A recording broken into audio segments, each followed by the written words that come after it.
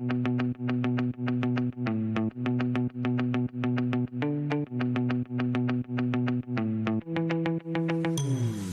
was inspired to become an activator because, frankly, I was tired. I was tired of fighting the system from the inside, a system that wasn't designed to give everyone a fair shot at being successful.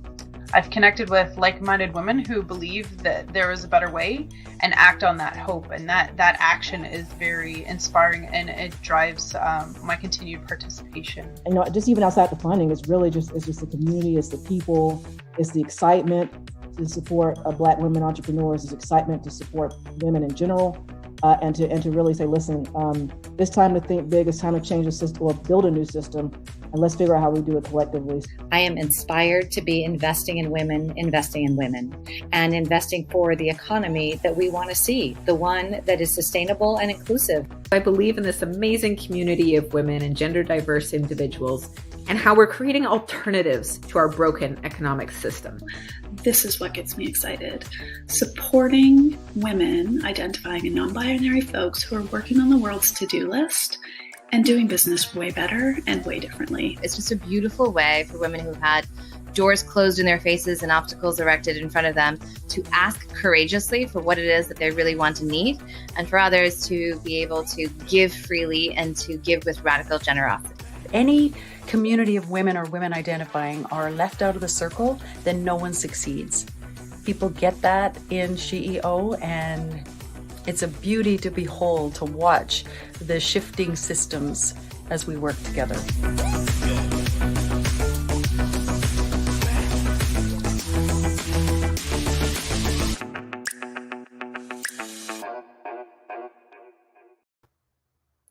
Hello, everyone, and welcome to day 2 of the SheEO Summit. We're so excited that you're here with us today, and that music has got me fired up, ready to transform systems. Who's ready to disrupt some systems today? My name is Jessie Wong. My pronouns are she and her, and I'm SheEO's Director of Activator Growth and a proud activator myself. Thrilled to be your host for our 3rd session, systems.world. I'd like to begin by acknowledging the land that I'm on. I now reside in Detroit, Michigan, the homelands of 3 Anishinaabe nations, the Odawa, the Ojibwe, and the Potawatomi, known as the 3 Fires people.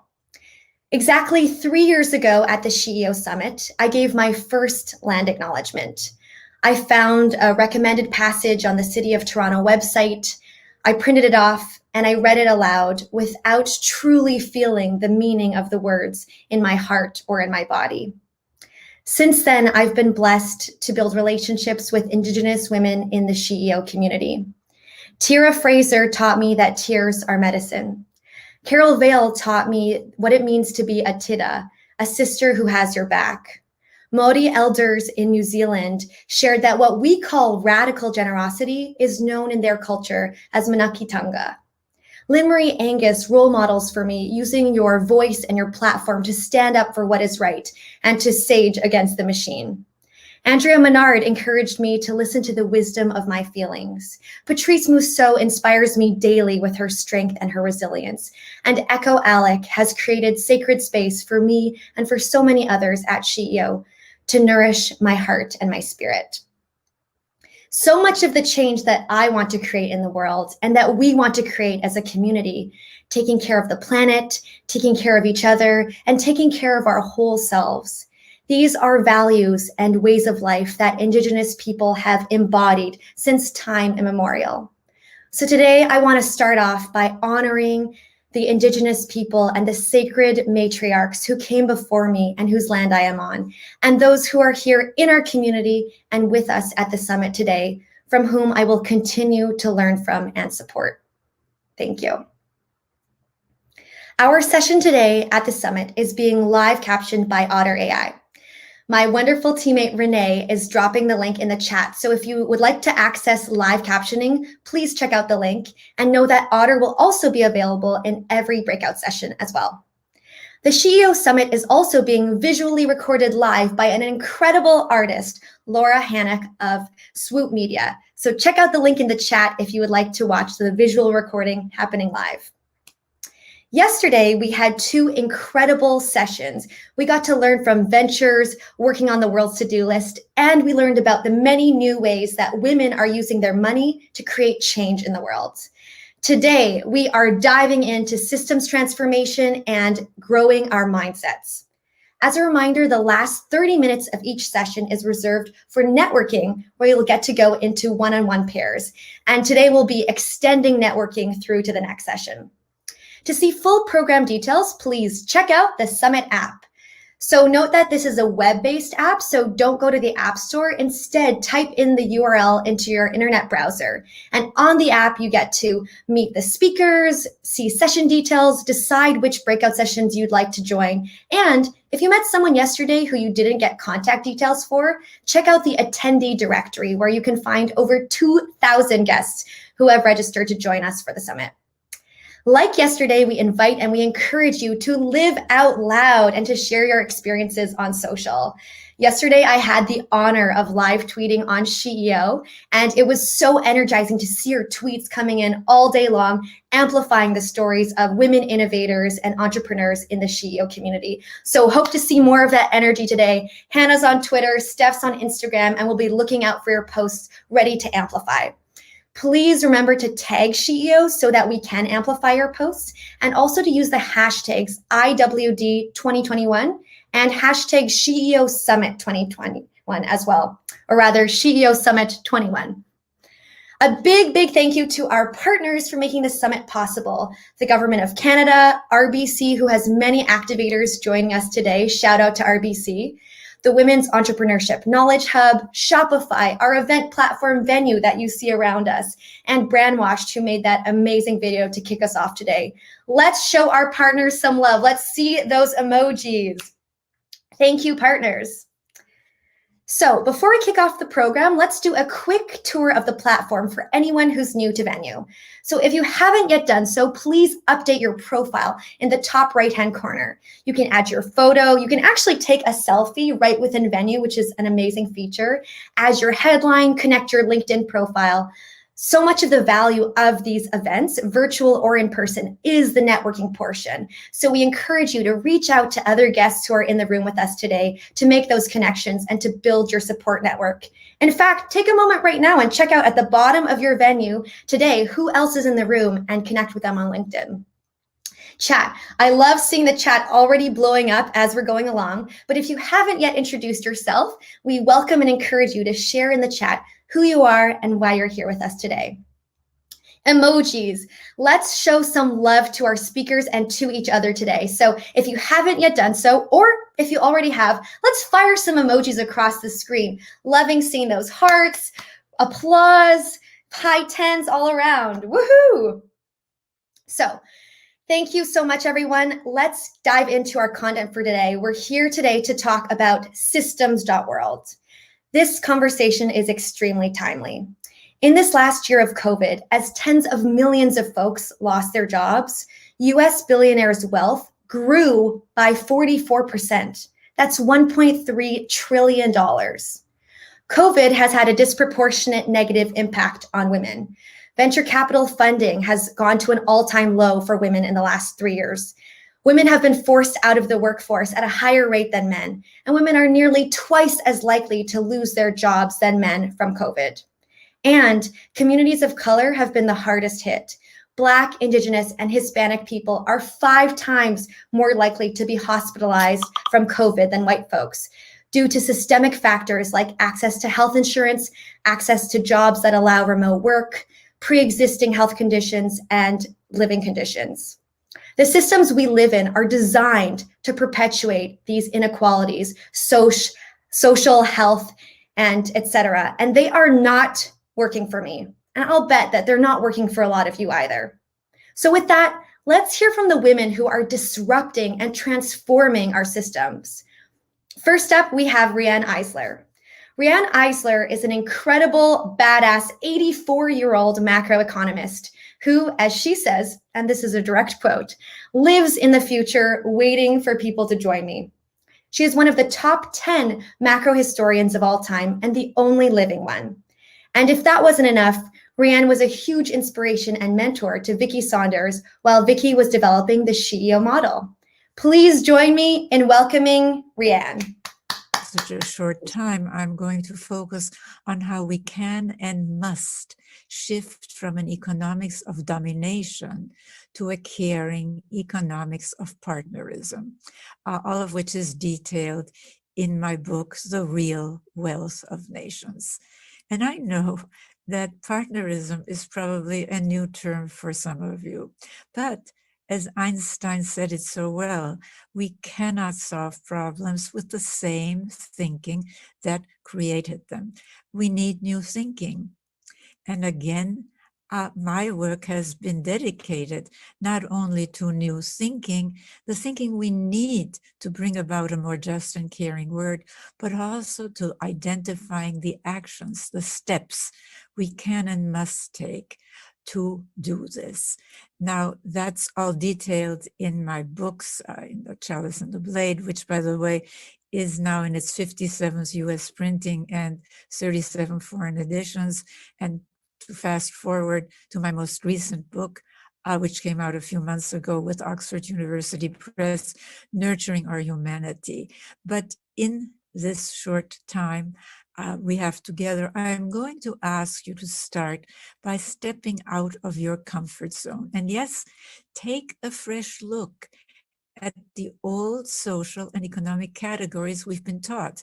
Because think about it, whether it's Eastern or Western, religious or secular, rightist or leftist, capitalist or socialist, there have been repressive, violent, unjust regimes in every one of these old social categories. So none of them tell us what we have to create to have a better world. And not only that, and this is critical, if you really think about it, these conventional categories marginalize or just leave out the majority of humanity, women and children.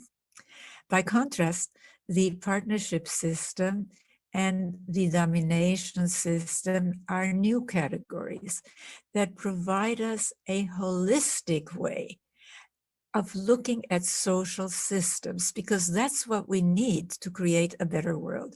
What they provide us with is a new tool, what I've called the partnership domination social scale. In other words, always a matter of degree. But as you will see, in this scale, the status of women, and yes, of children, are key elements. Indeed, as you will see, they are foundational to a better future for us all, women, men, everyone in between, and children. Now, the good news is we don't have to start from square one to move to partnership-oriented societies, and with this to a caring economics of partnerism again.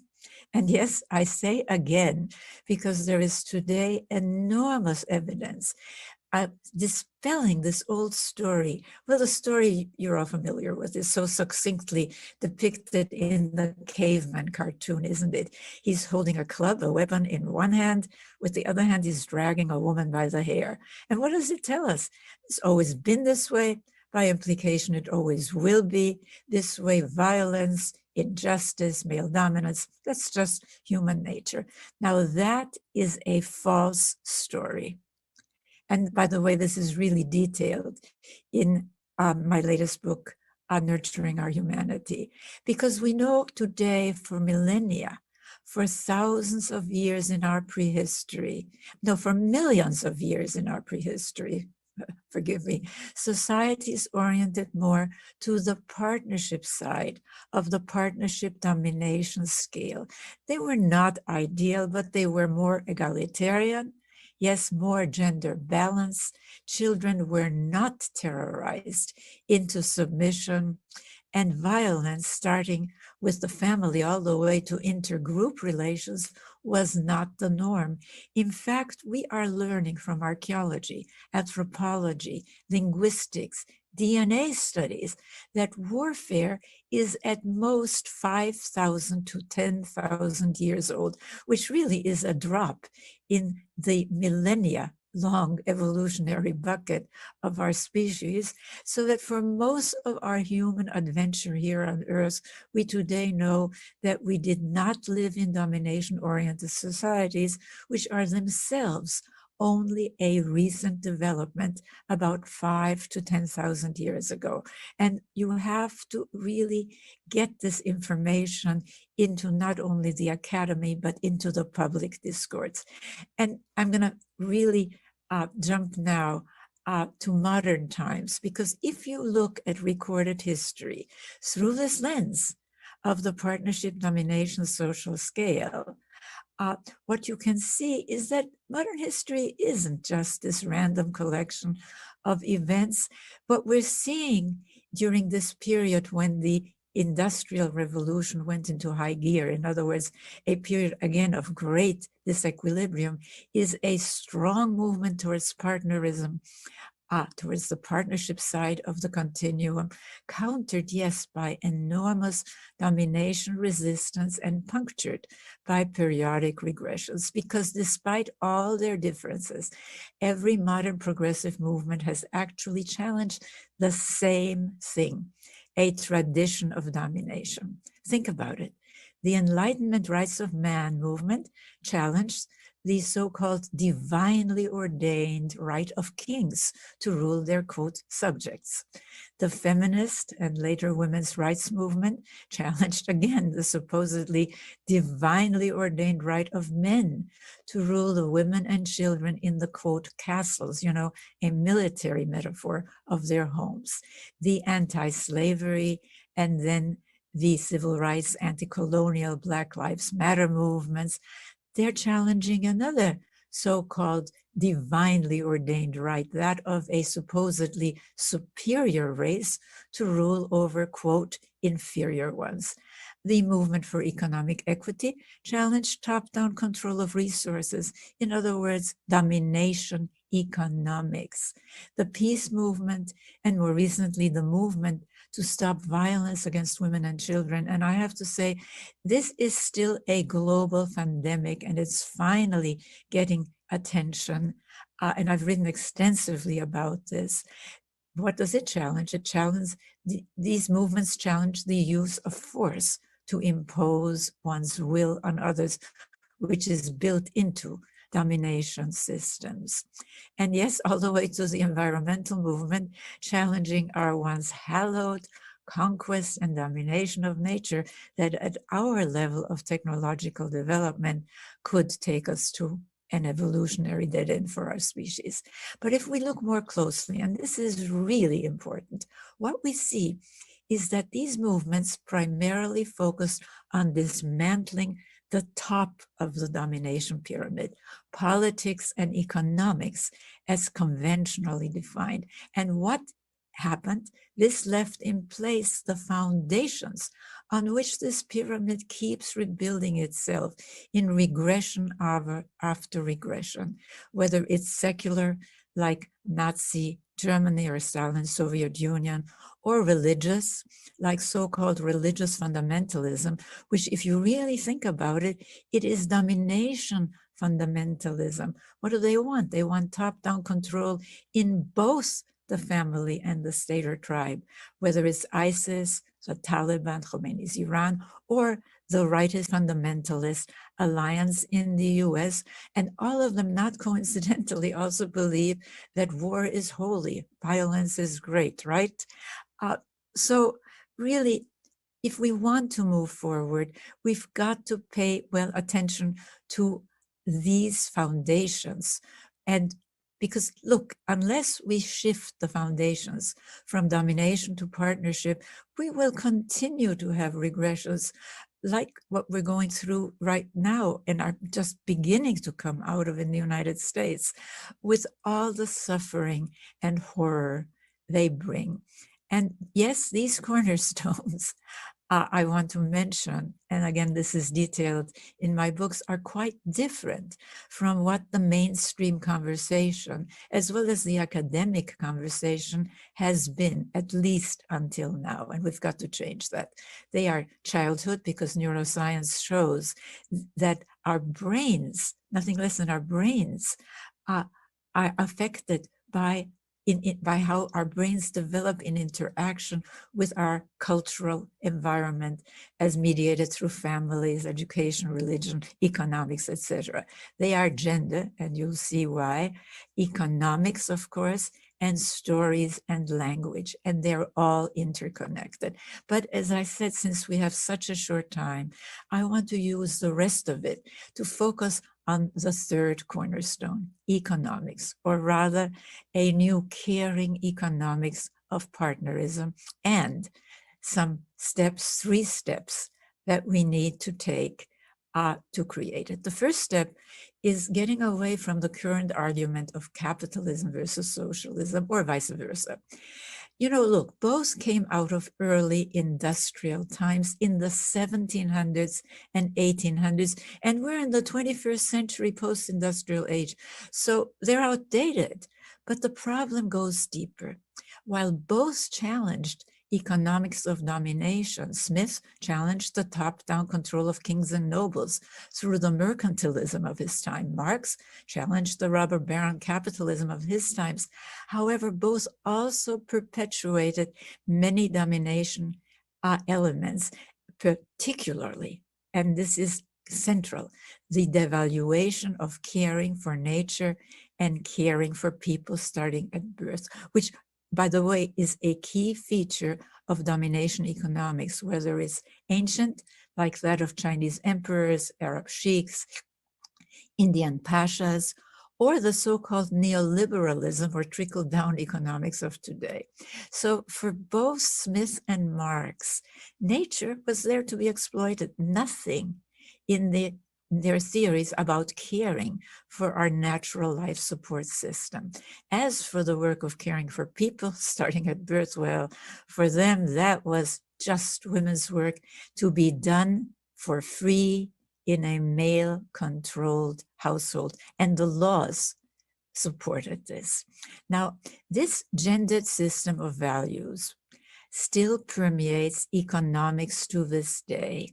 So consider, somehow there's never enough money for anything stereotypically considered feminine, like caring for children, people's health, keeping a clean and healthy environment. And we have to change this.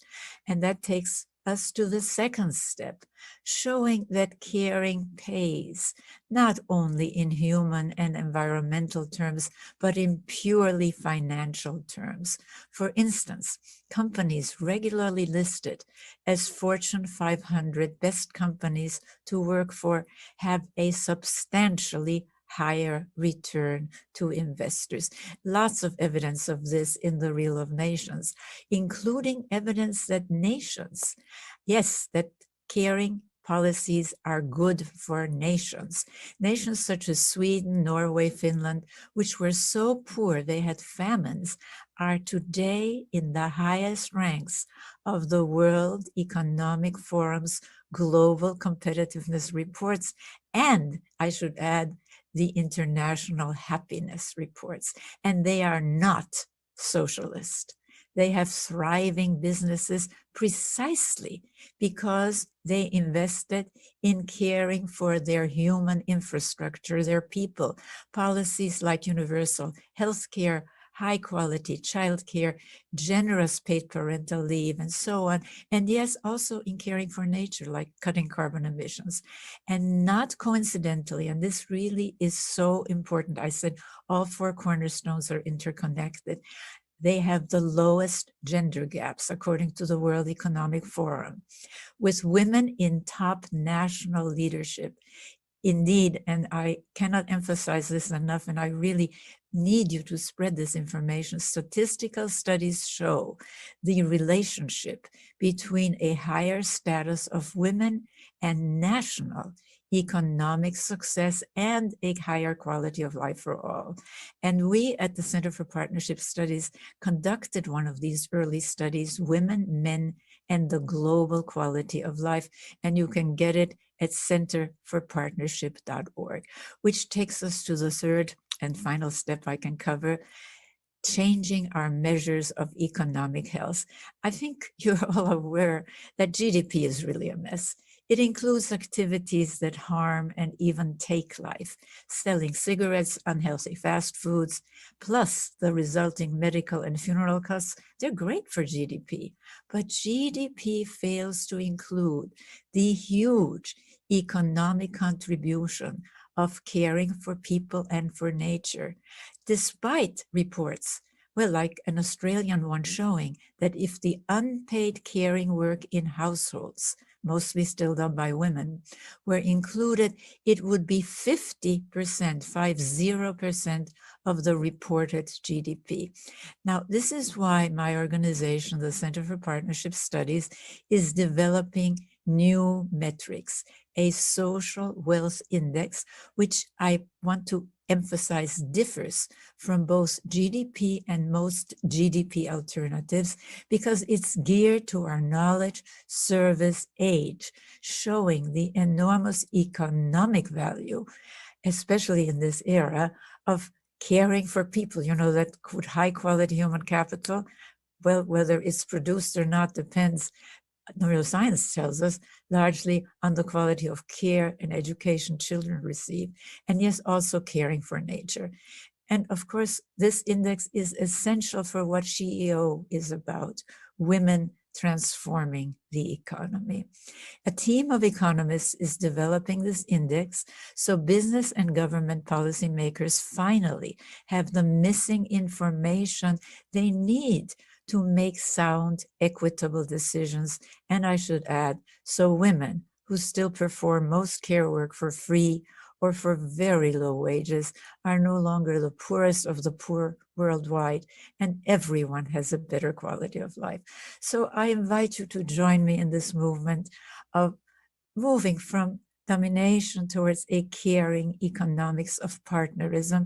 And as I said, there's more information at centerforpartnership.org. I thank you. Hello, everyone. Oh my goodness, how amazing was that? The chat was blowing up. Let's see those emojis. Let's show our love and appreciation for Rianne. Thank you so much, Rianne, for sharing your wisdom and your insights with us today. Just wanted to share, I loved following along in the chat and all the energy that was there. A few comments. Christina McMillan, dismantling the tops of these systems still leaves in place the foundations for these systems. So true. B had a great comment about if we continue to celebrate billionaires as being the crux, then that is what we will continue to see in the world. Vicky had a question. Should we invite Rianne to do learning circles with SheEO? And there was a resounding loud yes from the community. Kim Fuller says, it's official. I want Rianne to adopt me. And I don't know if anyone was there for Lynn Twist's session yesterday in our second session of the summit, but I felt the same way about Lynn Twist as well. And finally, Shannon Keith, I'm so blown away by Rianne and also so upset that I haven't heard of her enlightening work until now, which is an amazing reminder for us all. Let's use our voices and our platforms to share Rianne's wisdom out loud on social media with our networks and beyond, and celebrate such an incredible woman and pioneer. So with that, building on the foundation that Rianne has laid for us, our next segment is on embodied economics. The world is in an economic crisis like no other. The problem today is we're trying to solve it using economic tools that deny the most foundational elements of human life. This will never work. What we need to do instead is center what really matters to build an economy that works for humans and the planet, not the other way around. Here to create the blueprint for a new economic future, we'll now get to hear from groundbreaking economists and SheEO activators, Denise Hearn, Katrine Marcel, and Michelle Meager. Please, everyone, join me in welcoming Denise, Katrine, and Michelle to the stage.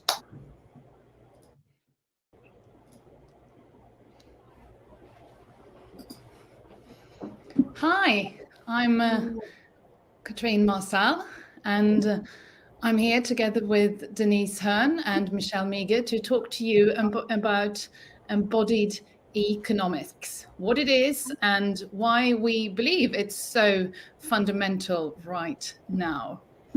Do you see our slides? Sorry, because I can. I don't see any slides, but yes.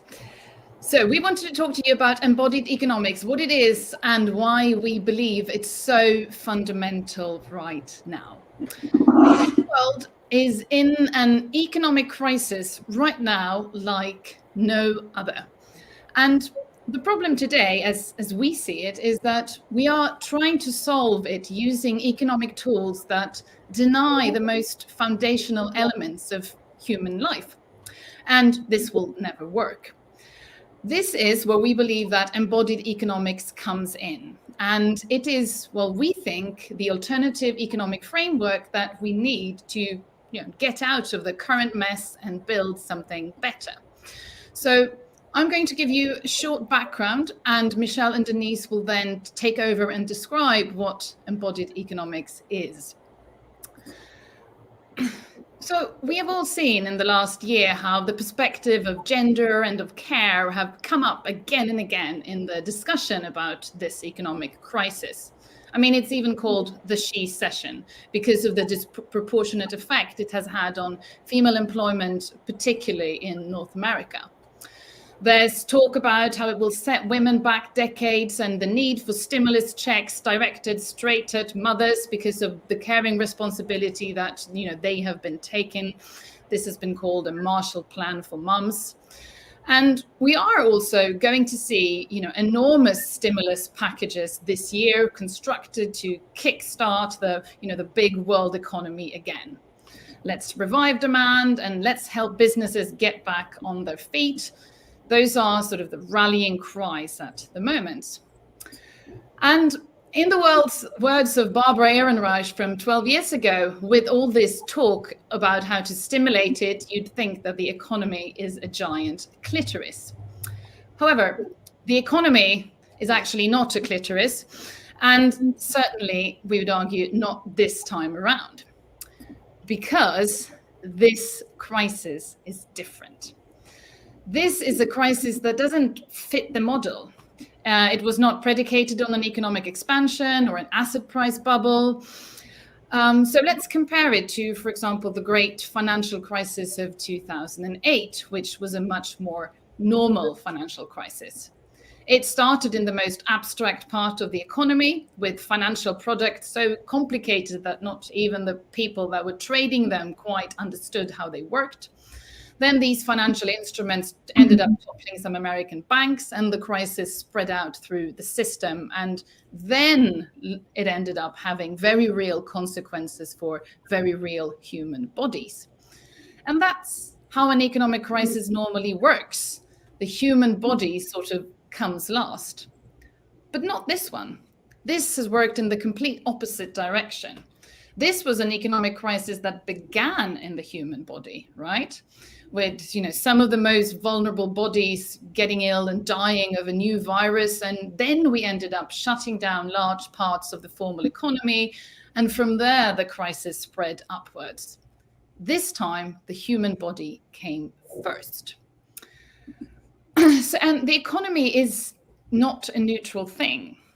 So all this discussion about, let's revive demand and get the economy going again, stimulate it like it's, a very, just a big, clitoris, like Barbara Ehrenreich puts it. It's not going to work. It's not just some kind of machine that we just need to kickstart with the correct amount of stimulus money. It's always based on values.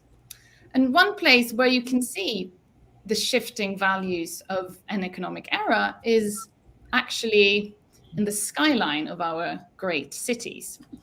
So take London, for example. Me and Michelle are based around in London, UK.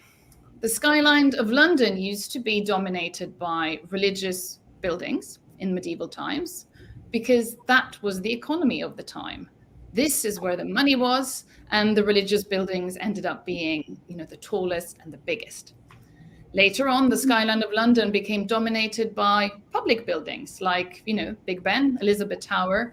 Many big towns of the era were dominated by large railway stations because that was the values of the economy of the time. And now, of course, the skyline of London is dominated by large banks and financial institutions. And that's the case with most big cities on the planet. They are the embodiment of, the great monuments to, an era of economic growth and of economic values that we believe we have now left.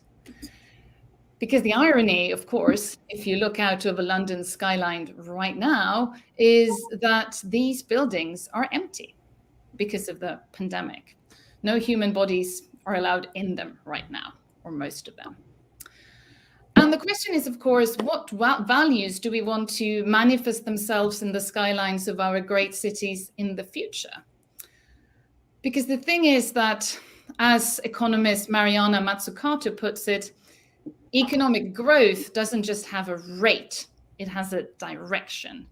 It's not just let's kickstart the economy up to 2% growth or 5% growth. It's about sort of what type of growth do we want to create? What type of growth do we want to take us out of this crisis? Because growth can be of very different kinds and it can create very different types of economies. And we believe that we need to recognize this crisis that we're in at the moment, not just as a crisis of demand, but of something much more fundamental. It's a crisis of an old form of production and consumption. It's a crisis of its sources of energy, its means of transportations, and its social, racial, and gendered hierarchies. And therefore, monetary and fiscal measures of the kind that we're talking about largely are very unlikely to sort of fix this mess. We need new institutions, infrastructures, and financial systems that can then work as a kind of precondition for a new and very different period of growth. And here is where we think embodied economics is a necessary tool. Thank you so much, Katrine. I'll be talking and introducing this idea of the Forgotten Five. After Katrine's introduction, we can see that we're effectively left with two questions.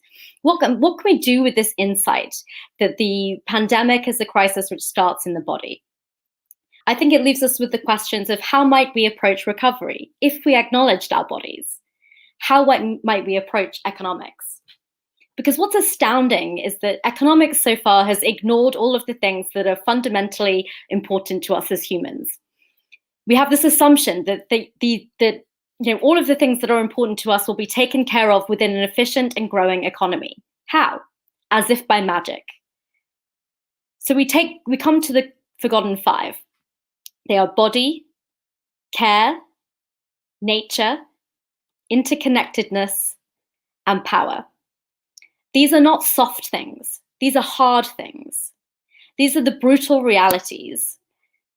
The whimsical magic is in the make-believe numbers that the economists currently use to attempt to control the world. Not that numbers aren't useful, but we're measuring the wrong things. So if we start with the body, embodied economics framework begins with the body because we all begin with a body. We are born to and arrive into the world in bodies, and what bodies we have has a huge impact on our life trajectory. Are we male presenting, female presenting, trans feeling? What is the color of our skin, the physical location that we drop onto the planet? Do we have abilities, disabilities? What intellectual skills? What is our mental health, physical health, level of nourishment, risk of disease? We're all treated the same by neoclassical economics, but we are all fundamentally different. And the most vital things to us are made subordinate within the economy, including things like healthcare and food. If we go to the next slide, what we can think of is that an economic system organized around the shared needs of our human bodies would be radically different from the one we have today. We would be designing an economy starting with this fact, that we are 8 billion different but overlapping bodies living on an overheating rock that's hurtling through space. If we start with that, we can go from there with a new type of economy. That brings us to care, the second of the Forgotten Five. Because those 8 billion bodies break, they get sick. The pandemic has reminded that, as if we could ever forget, that we can die by the millions. When our bodies are young, we're helpless. When we're old, we become frail. This is not a failing of humankind. It is the care that we give and receive that is the foundation of human societies. And as the statistics show, people, especially women and people of color, are caring for the human race, and they're not being counted. They are either unpaid or low paid. All other economic value that we produce in the economy rests on this hidden base of the pyramid. We're obsessed with growth, but we could grow the economy overnight just by counting care. $11 trillion of economic value is being ignored. Care matters because bodies matter, because the economy should be built for us as human beings. We could also, by the way, decimate the economy overnight just by counting the externalities. And Denise will tell us more about those. Thank you, Michelle. So in the last 2 centuries, as humans have urbanized and moved into large urban centers, we've really lost touch with the sense that we are fundamentally embedded within the natural world versus separate from it. And this has created a paradigm of superiority where we see nature and its function predominantly to serve human needs versus as a real extension of ourselves.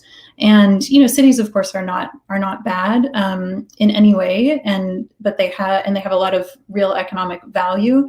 But they change our entire bodily experience. Our soundscapes, our visual cues, our pace, our lighting, and everything else. And so it's really been only within the last couple of 100 years in human history that this has profoundly changed for us and led to this sort of hubris of thinking that nature is somehow separate from us.